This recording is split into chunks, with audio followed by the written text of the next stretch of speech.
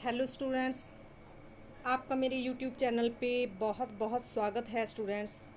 तो स्टूडेंट्स, हमारी जो तैयारी है हमारे एग्ज़ाम्स की DECE 1 की, उसके जो मेरी कड़ियाँ हैं, मैंने आपके साथ वीडियोस शेयर किए हैं।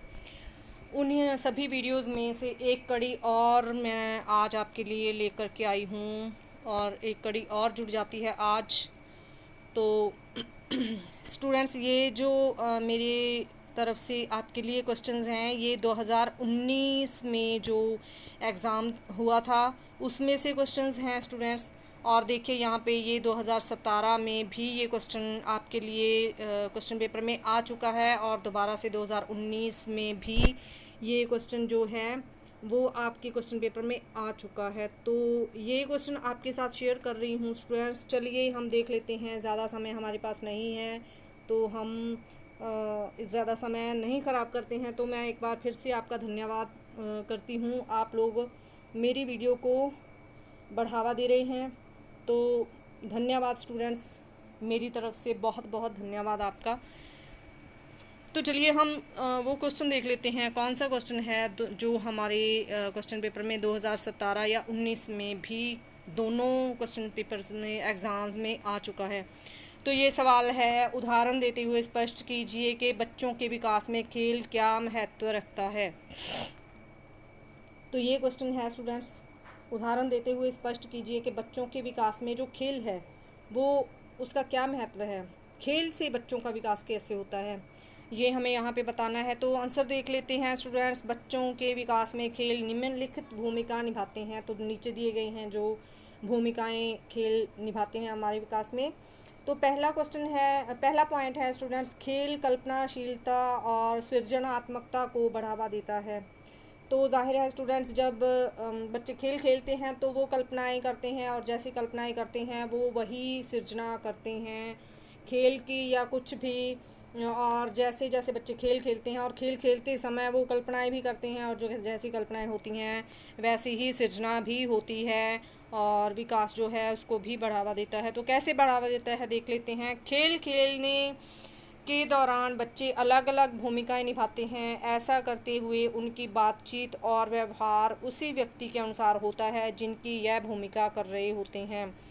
और देखिए, जैसे बच्चे खेल खेल रहे हैं, मम्मी पापा का खेल खेल रहे हैं, तो यदि मम्मी का रोल वो अदा कर रहे हैं तो वो वैसी ही कल्पना होती है। यदि पिता का रोल कर रहे हैं तो वैसी कल्पना होती है। यदि एक भाई बहन या फ्रेंड की का रोल अदा कर रहे हैं तो वैसी कल्पना होती है। तो इसी से इसका तात्पर्य है। तो आगे है, इस कल्पना में वे उन व्यक्तियों के विचार और भावनाओं को भी प्रदर्शित करते हैं।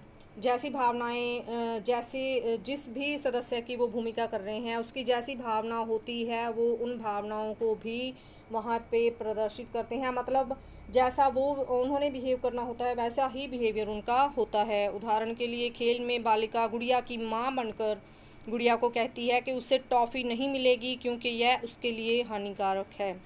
शायद उसने ऐसा इसीलिए कहा क्योंकि जब बालिका ने अपनी माँ से टॉफ़ी मांगी थी तो बिल्कुल यही वही बात जो बालिका की माँ ने उसे समझाई थी। इस प्रकार बच्ची खेल खेल में माँ की नकल करके उचित व्यवहार सीख रही है।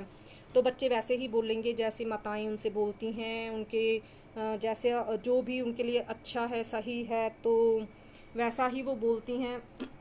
तो वैसा ही आगे जो कल्पनाएं हैं वही दिमाग में बच्चों के भरी होती हैं। तो खेल खेल में वो कल्पनाएं उनके सामने आती हैं और वो कल्पनाओं को दोहराते हैं।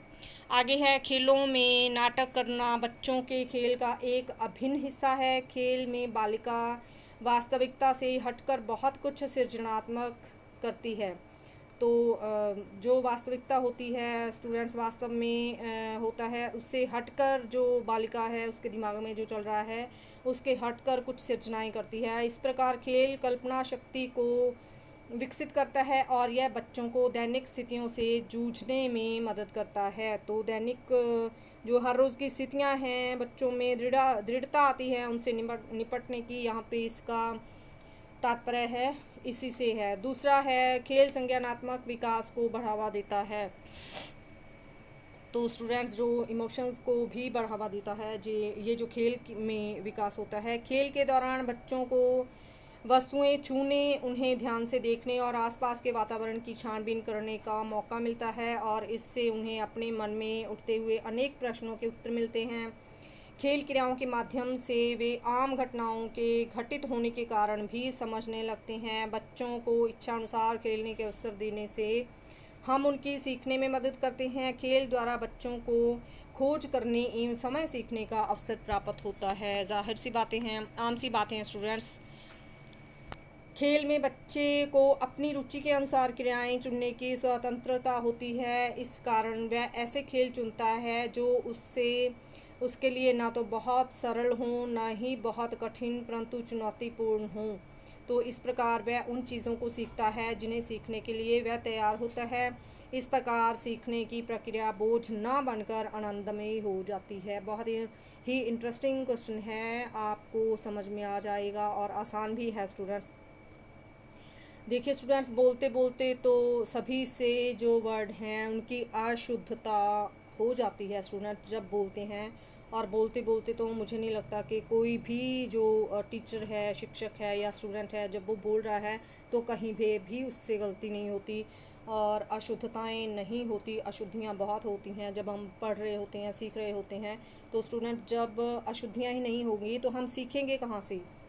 और यदि गलतियां होगी तो इंसान सीखेगा, और यदि गलतियां नहीं करेंगे तो हम सीख नहीं पाएंगे। तो मुझसे भी ऐसी ही बोलते समय बहुत सारी अशुद्धियां होती हैं, तो ये तो आम सी बात है। तो आगे चलते हैं। बच्चे खेल में क्रियाकलाप द्वारा सीखते हैं। ऐसा करने से संकल्पनाओं को अधिक अच्छी तरह समझा जा सकता है। और यदि बच्चों को किसी संकल्पना के बारे में केवल मौखिक रूप में बताया जाए और समय करने का मौका नहीं दिया जाए तो वे उसे इतनी अच्छी तरह नहीं समझ पाएंगे। और यह बात हमने समय अनुभव भी की होगी। तो यदि हम कल्पनाएं करके छोड़ देंगे तो हम उनसे कैसे सीखेंगे? नहीं सीख पाएंगे। और यदि कल्पनाएं करते हैं तो उन्हें वास्तव में भी उनको अंजाम देना चाहिए। ऐसे ही बच्चे करते हैं, और जैसे खेल खेलते हैं वो पहले कल्पनाएं करते हैं और फिर उससे खेलते हैं और फिर उनसे सीखते हैं और उनमें दृढ़ता आती है। तो यदि कल्पनाएं की हैं तो उन्हें वास्तव में भी अंजाम देना चाहिए। अगला पॉइंट है स्टूडेंट्स, पालनकर्ता की भूमिका। और इसमें पालनकर्ता की क्या भूमिका है तो चलिए देख लेते हैं। बच्चे खेलने में सीखते हैं, किंतु इसका अर्थ यह नहीं है कि पालनकर्ता की उसमें कोई भूमिका ही नहीं है। सबसे पहले पालनकर्ता की आवश्यकता इसलिए होती है कि वह बच्चों को उनकी खोज समझने में मदद कर सकें और उन्हें उसे विस्तृत कर सकें। और पालनकर्ता की भूमिका होती है, बच्चे जो खेल रहे हैं यदि वो गलत है तो वो उन्हें समझाते हैं कि ये गलत है, आपको नहीं खेलना है। और यदि वो अच्छे से कुछ अच्छा कर रहे हैं तो उनको बढ़ावा देना ताकि आगे से वो और भी अच्छा कर सकें। इस प्रकार पालनकर्ता बच्चों को खेल के माध्यम से रंग, आकार, अंक, मौसम, विभिन्न प्रकार की चिड़ियों और पौधों इत्यादि के बारे में जानने में मदद कर सकती है। खेल द्वारा बच्चे बड़ी और छोटी, लंबी और ठिगनी, हल्की और भारी जैसी संकल्पनाओं से भी परिचित होते हैं। जिस प्रकार ज्ञानात्मक विकास के लिए पालनकर्ता को क्रियाकलाप आयोजित करना अनिवार्य हो जाता है, उसी प्रकार अन्य क्षेत्रों में विकास प्रोत्साहित करने के लिए भी पालनकर्ता को विकास के अनुसार क्रियाकलाप आयोजित करने चाहिए। तो यहाँ पे हमें बताया गया है कि जब जैसे जैसे पालनकर्ता बच्चे का पालन करते हैं तो सारे क्षेत्रों में ही उनके लिए कल्पनाएं करना, उन्हें समझाना और उनके विकास जो है सभी क्षेत्रों में ज़रूरी हो जाते हैं पालनकर्ता के लिए। और ऐसे ही क्रियाकलाप जो होते हैं, कल्पनाएं करनी, उनके लिए क्रियाएं करनी बच्चों के लिए, उसके लिए और भी ज़रूरी हो जाते हैं। तीसरा पॉइंट है स्टूडेंट्स हमारे पास, खेल भाषाई विकास में सहायक होता है। भाषाई विकास, खेल खेल में बच्चे भाषाएं सीखते हैं और उनका विकास होता है। ये तो जाहिर सी बात है, आम बात है स्टूडेंट्स, इसी से वो सीखते हैं। तो डिटेल देख लेते हैं। पालनकर्ता के साथ परस्पर विनोदशील क्रियाओं में बच्चों को भाषा सुनने में बहुत अवसर मिलते हैं जो उसे बोलने के लिए प्रेरित करते हैं। तो देखिए, जैसे बच्चे को कोई शब्द नहीं आता है तो सामने वाला बच्चा बोलता है तो उसे बोलते हुए देख करके सामने वाला बच्चा जिसे नहीं आता है वो सीखता है। तो जैसे पहले वो तुतला के बोलता है, बाद में वो शुद्ध बोलने लगता है। तो इसी तरह उनकी भाषा का विकास होता है। जब बालक करीब 9 महीने का होता है तब वह गा गा गा, बे, माँ माँ माँ, मम जैसे कई स्वर निकालता है। इनमें से कुछ स्वर वयस्कों की भाषा से मिलते जुलते होते हैं। बच्चे वही भाषाएं बोलेंगे स्टूडेंट्स जो वो अपने बड़ों से सीखते हैं। पालनकर्ता इन आवाज़ों को सुनकर बहुत खुश होते हैं और बालक के उच्चारण को दोहराते हुए उसे बोलने के लिए प्रोत्साहित करते हैं। और जो पालन करता है उसकी जो जब वो बच्चे अपने मुंह से कूंजन करते हैं या फिर बच्चे जैसे मैंने आपसे बोला था कि वालालाप के जो छोटे छोटे शब्द हैं उन्हें दोहराते हैं, तो जो पालन करता है वो सुन के खुश होते हैं और उन्हें शुद्ध बोलने के लिए प्रेरित करते हैं, तो वो उसकी जो लय है उसको टूटने नहीं देते हैं। यह भाषा की शुरुआत है। इस अंत क्रिया के दौरान बालक विभिन्न ध्वनियों के बीच अंतर को सीखता है। यह क्षमता उसे बाद में अब्बा और अम्मा जैसे शब्दों में भेद करने में मदद करती है और वह उन्हें अलग अलग शब्दों में के रूप में पहचान पाता है।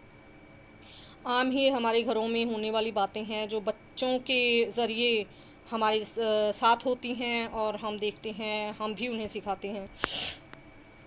आगे देख लेते हैं। खेल के माध्यम से बच्चों को चौकोर, सीधी, गोल और वक्र रेखा जैसी विभिन्न आकृतियों का ज्ञान मिलता है जो बाद में उन्हें भिन्न अक्षरों को पहचानने में मदद करते हैं। खेलते हुए बच्चे यह भी सीखते हैं कि काला और लाल वृत्त या छोटा और बड़ा वृत्त यानी सभी गोलाकार हैं। इससे उन्हें यह समझने में मदद मिलेगी कि क अक्षर क ही रहता है, चाहे वह शब्द से शुरू में हो या शब्द के अंत में हो।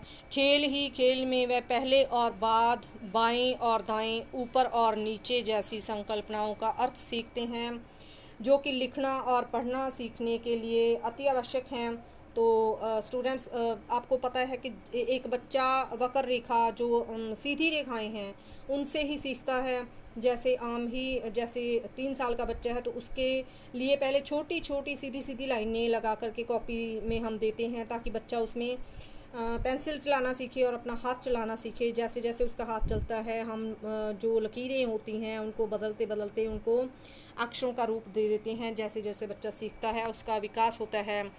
और चलिए आगे चलते हैं। खेल क्रियात्मक विकास में सहायक होता है जो कि लिखना सीखने के लिए आवश्यक है। तो यहाँ से बच्चे लिखना सीखना शुरू करते हैं।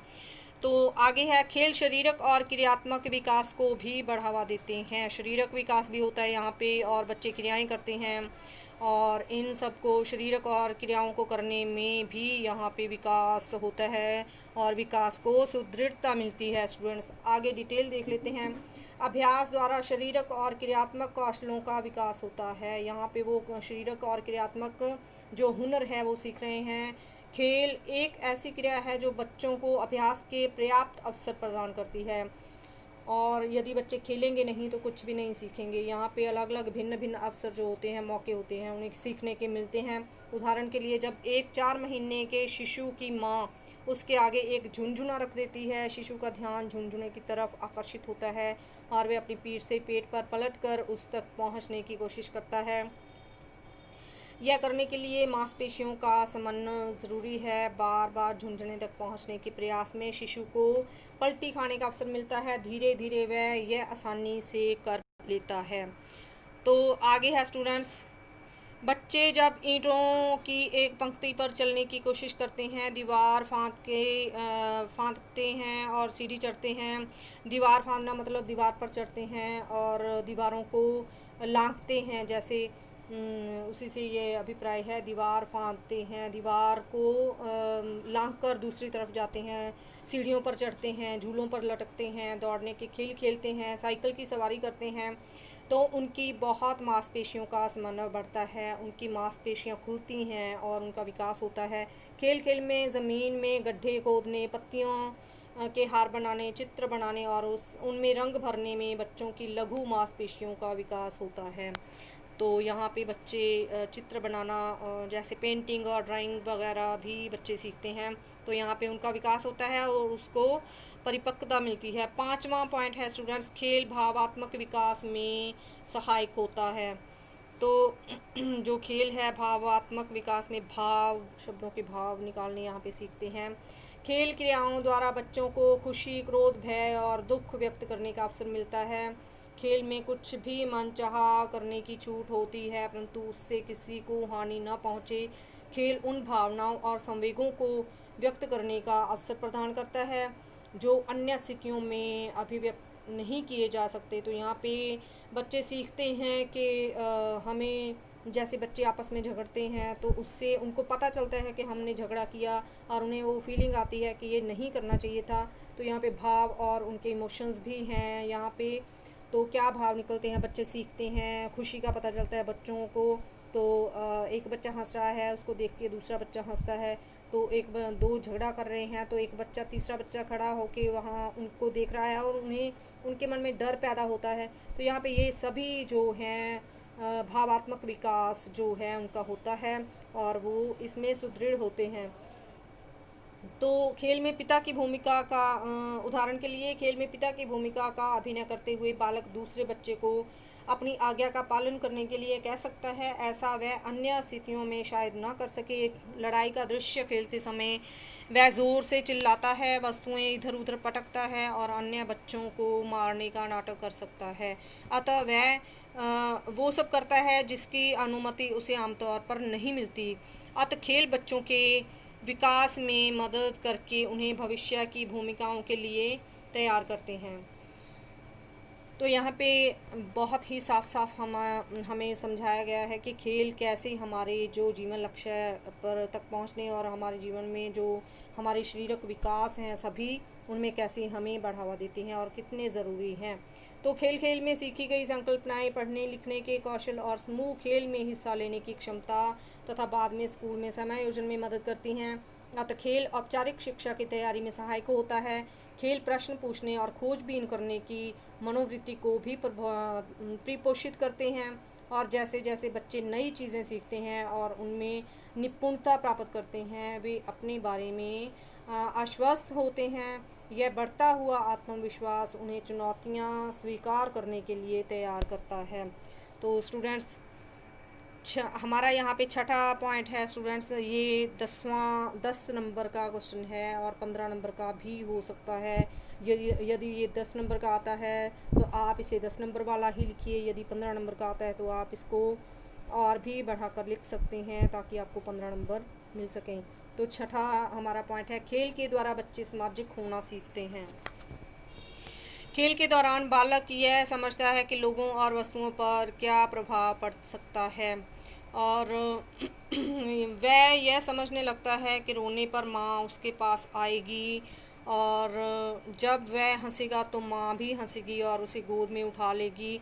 जब वह एक डिब्बे को धक्का देती है तो वह उससे दूर हो जाता है। परिवेश को जानने और विभिन्न स्थितियों से जूझने से बालक का आत्मविश्वास बढ़ता है और उसे स्वावलंबी होने का एहसास होता है। जैसे जैसे बालक बड़ा होता है वह अपना जो अन्य बच्चों के साथ खेलता है, उनके साथ खेलते हुए आपस में चीज़ें बांटता है, नियमों को पालन करता है और अपनी बारी की प्रतीक्षा करना भी सीखता है। इस प्रकार वह अन्य लोगों के दृष्टिकोण को ध्यान में रखना और उनको महत्व देना भी सीखता है। तो चलिए, बच्चे अक्सर खेल में बड़ों की नकल करते हैं। इस प्रकार वे उपयुक्त व्यवहार और उन भूमिकाओं को सीखते हैं जो कि उन्हें बड़े होकर निभानी होंगी। खेलते हुए परस्पर क्रिया में वे विभिन्न प्रकार के कार्यों, त्योहारों, धारणाओं और परंपराओं के बारे में जानकारी प्राप्त करते हैं। तो चलिए स्टूडेंट्स, हमारा अगला क्वेश्चन है, यहाँ पे उदाहरण देते हुए शालापूर्व बच्चों की विचार शक्ति की 4 मुख्य विशेषताओं का वर्णन कीजिए। और जो शालापूर्व बच्चे हैं उनकी विचार शक्ति की क्या महत्वता है और क्या महत्व है, उनकी विशेषताएं हमें यहाँ पे बतानी है स्टूडेंट्स। तो चलिए आंसर देख लेते हैं।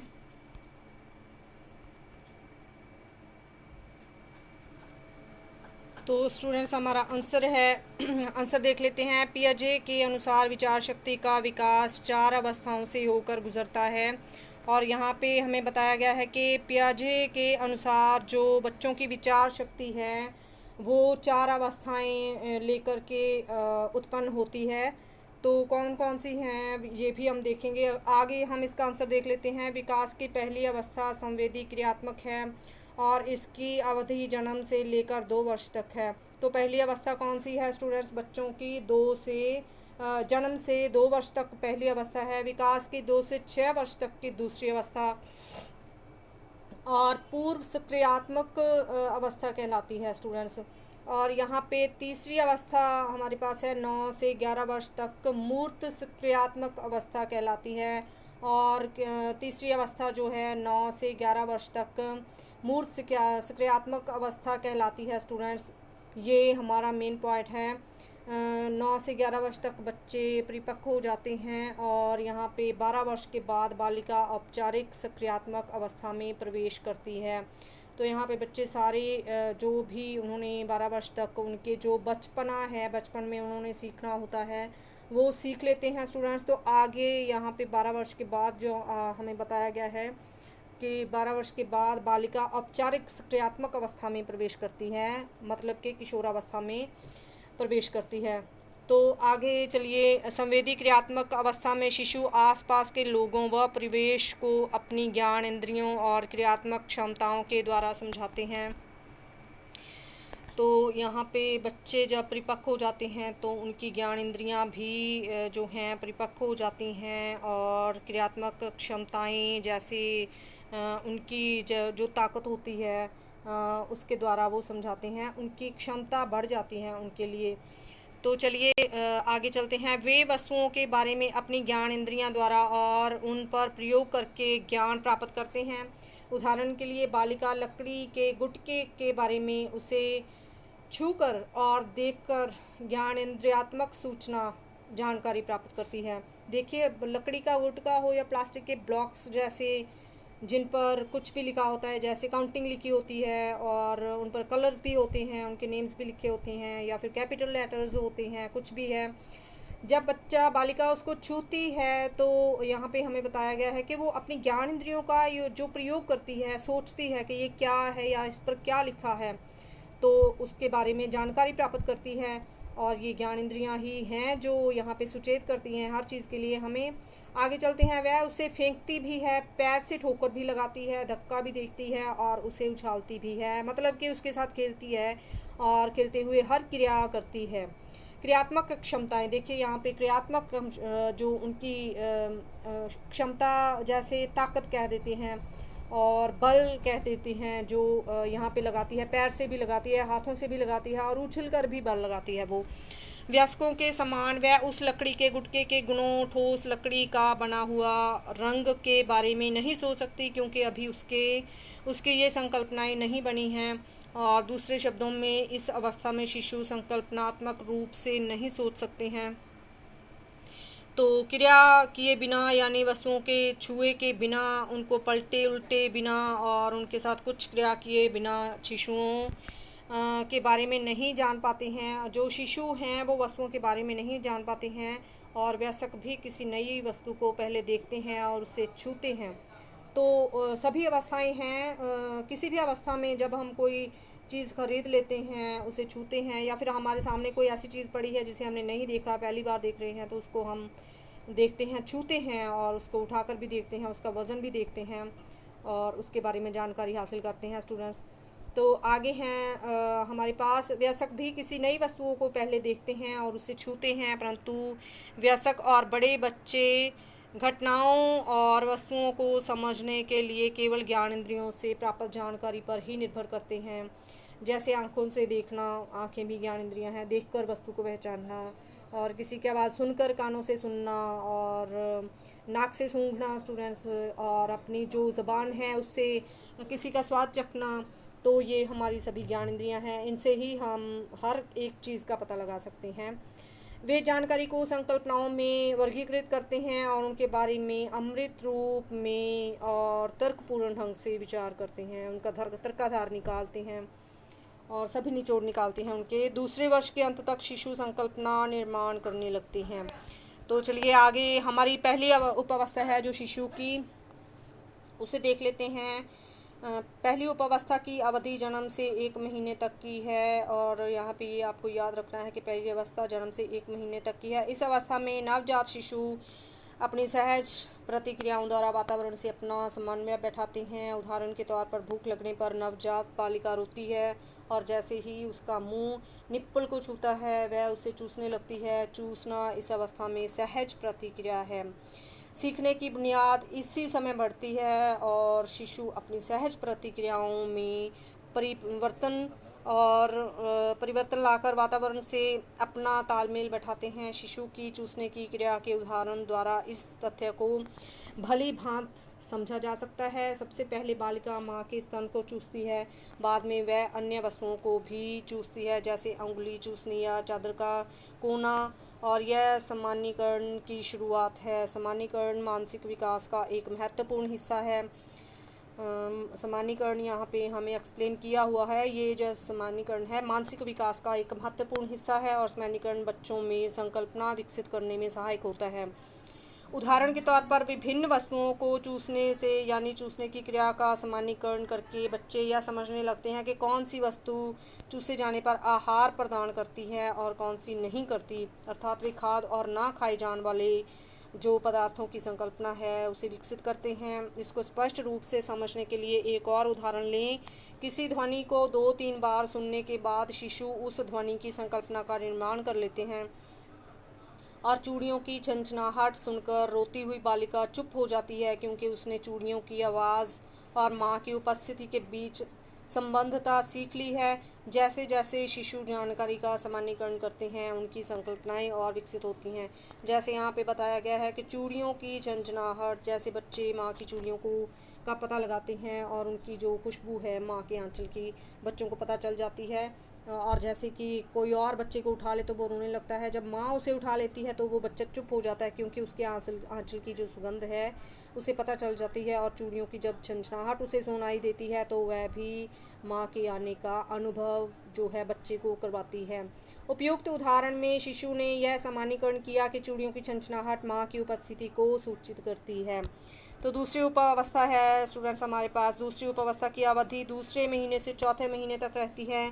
इस अवस्था के दौरान शिशु अपने आसपास के वातावरण में रुचि लेने लगते हैं। यही रुचि उन्हें अन्वेषण की ओर अग्रसर करती है। चूँकि अभी शिशु चल नहीं सकते, इसलिए उनका अन्वेषण आँखों के माध्यम से ही होता है। अब वे अपेक्षाकृत कम सोते हैं और जगह होने पर वातावरण को ध्यान से देखते हैं।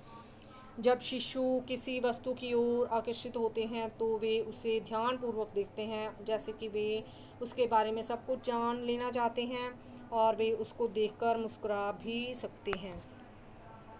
तो अगला पॉइंट है, शिशु हिलने जुलने वाली वस्तुओं की ओर आकर्षित होते हैं, और वे परिचित वस्तुओं की अपेक्षा अपरिचित वस्तुओं में अधिक दिलचस्पी दिखाते हैं। जैसे कि स्टूडेंट्स यहाँ पे पहला मैं आपको दिखा रही हूँ, तो यदि आप लोग इनको पॉइंट बना के भी लिखते हैं तो आपके लिए ज़्यादा बेटर होगा। तो उपावस्था में जैसे आप किसी भी क्वेश्चन का पॉइंट बना सकते हैं, पॉइंट बना के लिखते हैं तो ज़्यादा अच्छा रहेगा, क्योंकि पॉइंट वाले जो क्वेश्चंस हैं ज़्यादा महत्व रखते हैं, और इनके अंक मिलना भी आसानी हो जाती है। तो चलिए आगे चलते हैं। शिशु का यह पता लगा पाना कि कोई वस्तु व्यक्ति चित्र अपरिचित है उसकी स्मरण शक्ति को दर्शाता है। परिचित और अपरिचित के बीच भेद कर पाने का मतलब है कि यदि वे किसी को देखते हैं तो उसे याद रखते हैं, उसका अनुस्मरण करके चेहरे से तुलना करते हैं, और फिर इस निर्णय पर पहुंचते हैं कि नया चेहरा अपरिचित है। यह एक उल्लेखनीय निपुणता है। तो आगे चलते हैं। वस्तुओं के बारे में जानने का एक अन्य तरीका उन्हें छूना है। वस्तुएं छूने में उन्हें आनंद भी मिलता है। सबसे पहले शिशु अपने हाथों का अन्वेषण करते हैं। वे अपने हाथों को गौर से देखते हैं, उनसे खेलते हैं, और उनकी ओर एक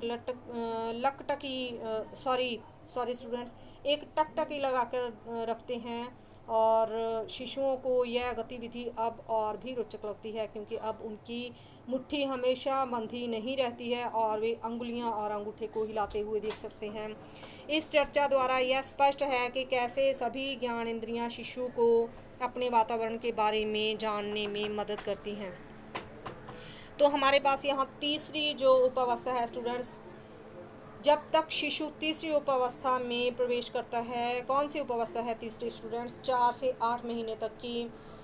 वे वस्तुओं को पकड़ने, धकेलने और हिलाने डुलाने में सक्षम हो जाते हैं। वे वस्तुओं पर क्रियाएं करते हैं और कुछ नई क्रियाएं सीखते हैं जिनके परिणाम रोचक होते हैं। उदाहरण के लिए पालने में लेटी हुई बालिका अपने हाथ पांव हिलाती है। पालने से लटक रही गुड़िया पर अचानक उसका हाथ लग जाता है और गुड़िया हिलने लगती है। गुड़िया को हिलाते हुए देख बालिका खुश हो उसकी ओर कुछ समय के लिए ध्यानपूर्वक देखती है। वह फिर अपने हाथ हिलाती है जिससे गुड़िया फिर हिलने लगती है। अब बालिका को अपनी क्रिया, हाथ का हिलना और उसके परिणाम के बीच गुड़िया का हिलना की जो संबद्धता है का बोध होने लगता है। इस परिणाम से प्रसन्न होकर वह अपनी क्रिया को दोहराती है और जब भी गुड़िया हिलती है वह उसे ध्यानपूर्वक देखती है।